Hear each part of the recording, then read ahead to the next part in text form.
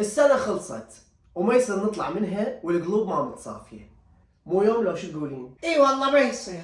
فاليوم انا جايب لك شخص عزيز عليك بس انت زعلانة عليه شوية. اني؟ لا ما زعلانة على حد. منو هذا؟ يدخل الضيف.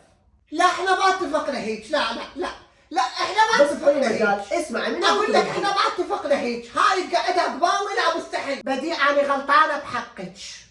ومن قلت لك بيومها ام السحورة الجايفة بالتلفقور دلالة المنطقة كانت بلحظة عصبية وانا جاي اعتذر واطلب السماح. والله انا ما عندي سماح، عندي بس ابداع واني بديعة.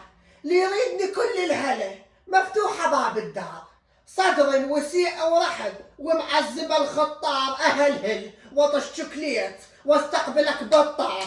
بس يوم تلعب دغش وتجحد وتطلع اسرار بنعال احمر طارت ما انطي انا الذار. بس يوم هي تعتذر ومو يطول الزعل. لا انا ما زعلانه على ام توفيق، انا بيومها كتلتها بالنعال وعضيتيني من القوقه وعبايتك صارت يالون فواتح. ليش؟ سحلتيني بالدرب وانا بوقتها.